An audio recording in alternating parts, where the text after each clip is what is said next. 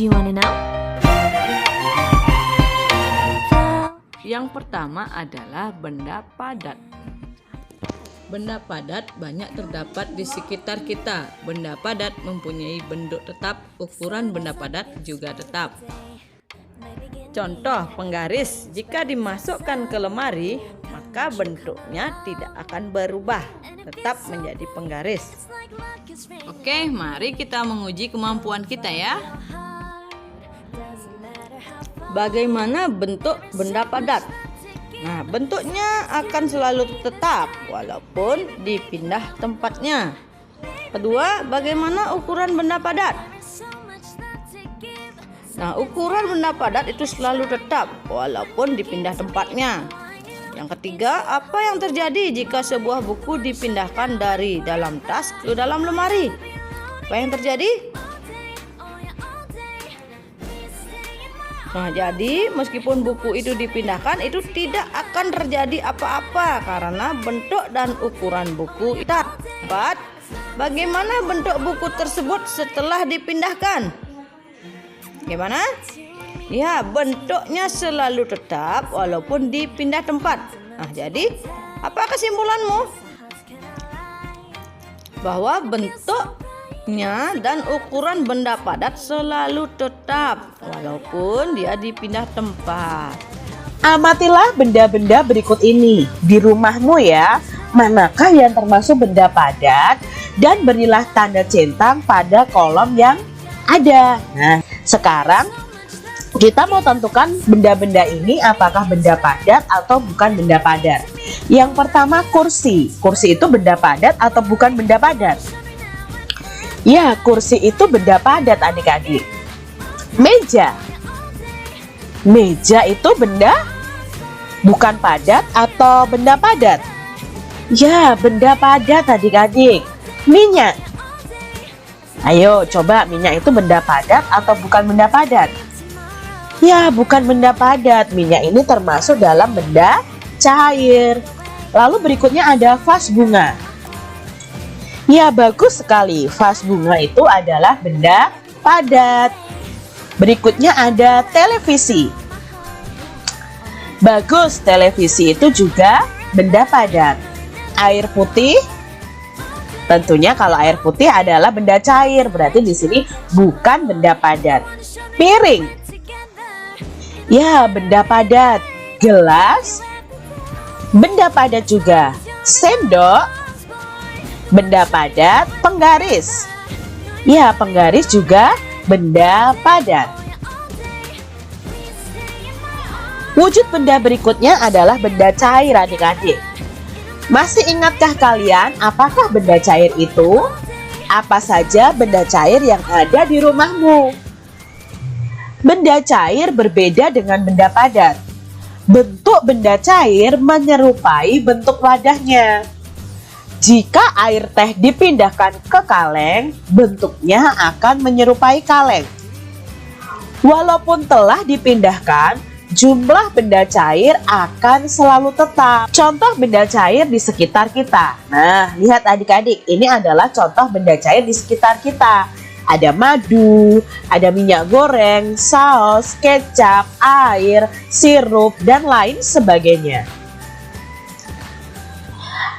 Dalam bacaan tadi itu ada kata-kata bentuk adik-adik. Nah, kita mau tahu nih, apa sih arti dari kata bentuk?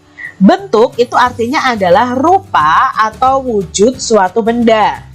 Lalu ada kata ukuran. Ukuran itu artinya hasil mengukur atau panjang lebar suatu benda, luas suatu benda, atau besar suatu benda.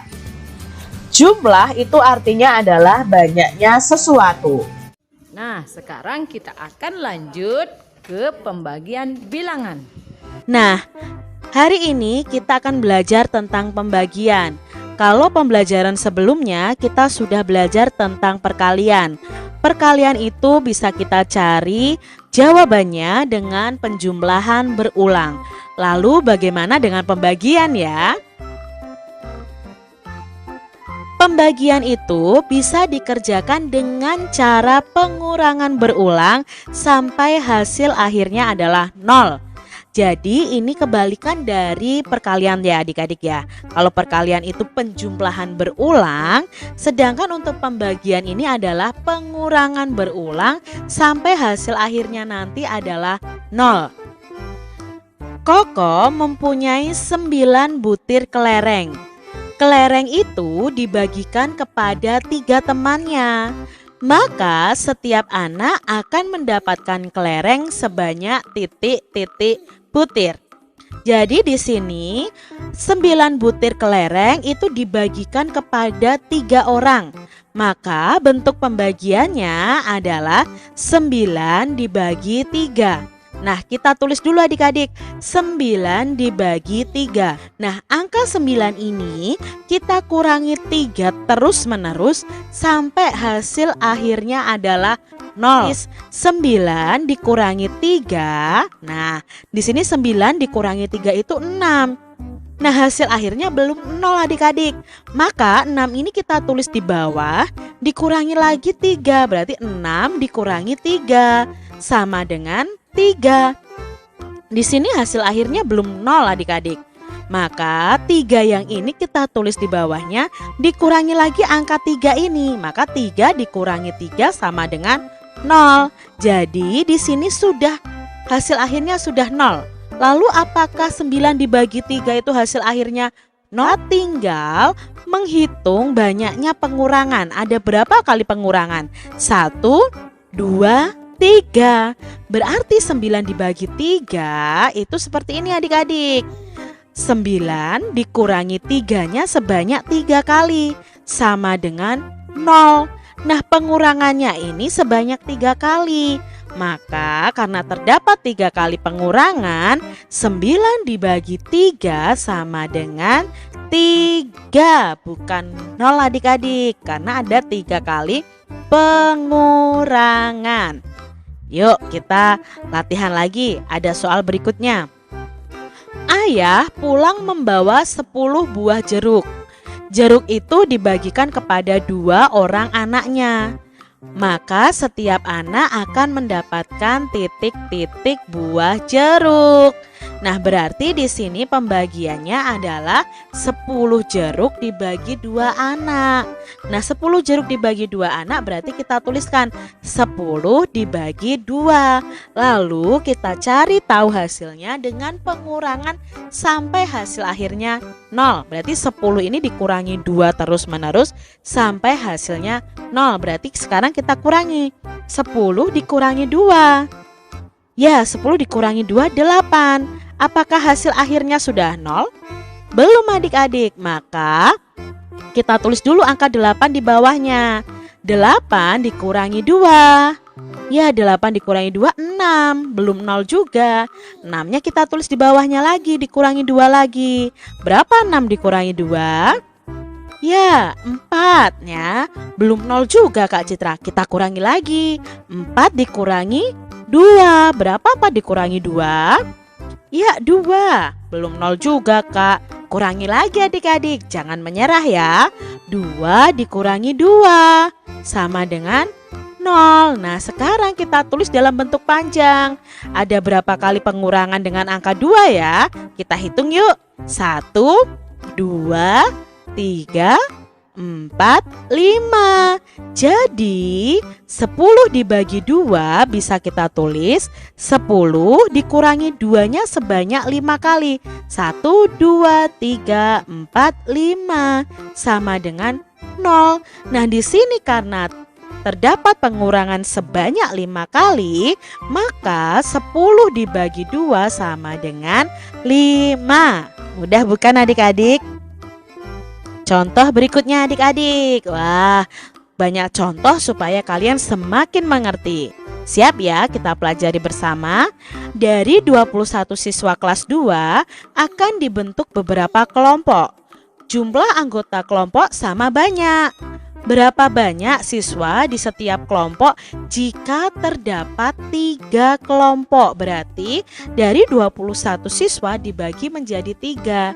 Berarti bentuk pembagiannya 21 dibagi 3 adik-adik.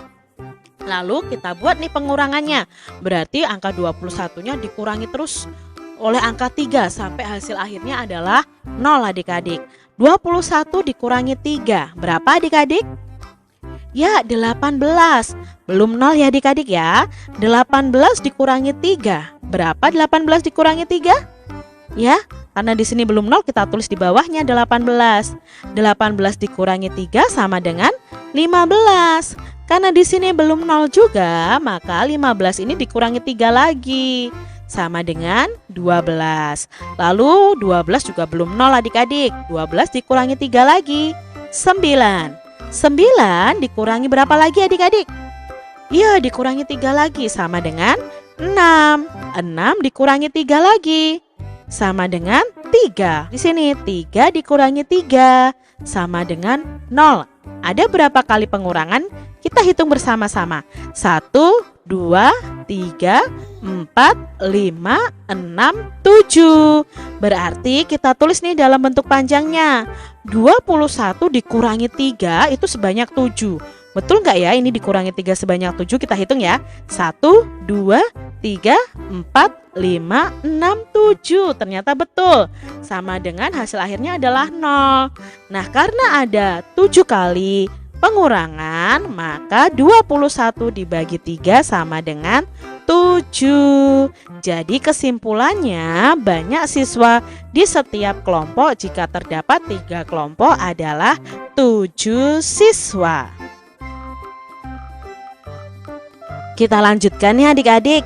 Gunakan cara pengurangan berulang. Nah, ini ada pembagian yang harus kita selesaikan dengan pengurangan berulang dalam bentuk panjang. 4 dibagi 2. Maka kita tulis dulu 4 dikurangi 2 dikurangi 2. Jadi di sini ada 2 kali pengurangan sama dengan 0. Bukan artinya 4 dibagi 2 itu jawabnya 0 adik-adik. Tapi di sini kita lihat pengurangan 2-nya ada berapa kali? 1, 2. Berarti 4 dibagi 2 sama dengan 2. Contoh selanjutnya, 8 dibagi 4. Maka kita tulis dulu di sini angka 8 dikurangi angka 4 dikurangi angka 4. 8 dikurangi 4 itu 4. 4 dikurangi 4 0 adik-adik. Jadi di sini 0. Nah, 8 dikurangi 4 dikurangi 4 0. Nah, hasil dari 8 dibagi 4 adalah banyaknya pengurangan berulang. Ada berapa kali pengulangan ya? 1, 2. Berarti 8 dibagi 4 adalah 2. Contoh berikutnya, 9 dibagi 3. Maka kita tuliskan dulu 9 dikurangi 3 dikurangi 3 dikurangi 3. Karena 9 kurangi 3 6, 6 kurangi 3 3, 3 kurangi 3 0 adik-adik. Jadi ada 3 kali pengurangan. Maka hasil dari 9 dibagi 3 adalah 3. Bacalah teks percakapan berikut. Ternyata pembagian dapat diubah menjadi bentuk perkalian loh. Bagaimana ya caranya? Nah, begini. Saat saya memasukkan 6 bola kertas ke dalam 3 kantong plastik, maka 6 dibagi 3 itu sama dengan 2. Terdapat 2 pada setiap kantong plastiknya. Jika dibalik, sebanyak 3 kantong plastik mendapatkan 2 bola kertas setiap kantong, maka kalimat matematikanya 2 dikali 3 sama dengan 6. Jadi 6 dibagi 3 sama dengan 2 itu karena 2 dikali 3 sama dengan 6. Jadi adik-adik, ternyata pembagian itu bisa kita cari dengan cara perkalian adik-adik. Perhatikan di sini. Adik-adik, 8 dibagi 2 itu ada berapa ya? Nah, 8 dibagi 2 itu ada 4. Karena apa? Karena dalam bentuk perkaliannya 4 dikali 2 itu sama dengan 8. Jadi adik-adik perlu tahu kalau kalian sudah hafal perkalian, untuk mengerjakan pembagian itu sangat mudah. Karena pembagian ini adalah kebalikan dari perkalian adik-adik. Lalu ada 10 dibagi 2. 10 dibagi 2 itu berapa? Nah, kalian bisa cari dengan perkalian. Berapa dikali 2 sama dengan 10? Itu jawabnya adalah 5. Maka 10 dibagi 2 itu 5 karena 5 dikali 2 itu sama dengan 10. Lalu berikutnya 12 dibagi 3 sama dengan berapa adik-adik? Nah, bisa kalian cari dengan berapa? Ya, titik-titik dikali 3 sama dengan 12. Nah, jawabnya adalah 4. Karena apa? 4 dikali 3 sama dengan 12. Lalu 14 dibagi 7. Nah, kalian bisa cari tahu dengan perkalian. Berapa dikali 7 jawabnya 14. Nah, berapa ya dikali 7 sama dengan 14? 2. Berarti di sini 14 dibagi 7 itu jawabnya 2. Karena 2 dikali 7 sama dengan 14. Soal yang terakhir nih adik-adik, 15 dibagi 5. Berapa ya hasilnya? Coba kalian cari tahu dengan perkalian. Berapa dikali 5? Jawabnya 15. Iya, 3. Nah, berarti 15 dibagi 5 itu jawabnya 3. Karena 3 dikali 5 sama dengan 15. Nah, sekarang silakan anak-anak berlatih mengerjakan halaman 70 dan halaman 71 pada buku modulku tematik kelas 2 semester 1. Sekarang Ibu akan mengajak adik-adik untuk belajar tentang gambar imajinatif. Gambar imajinatif adalah gambar yang anak-anak buat sendiri dengan kreasi anak-anak, seperti menggunakan pipet dengan menggunakan pewarna, kemudian dedaunan, bunga-bunga yang bisa anak-anak tempelkan pada buku gambar, ya. Nah, coba anak-anak berlatih membuat gambar imajinatif seperti di halaman 74 buku modulku ya. Sekian dulu ya pembelajaran subtema 3 kali ini. Sampai jumpa.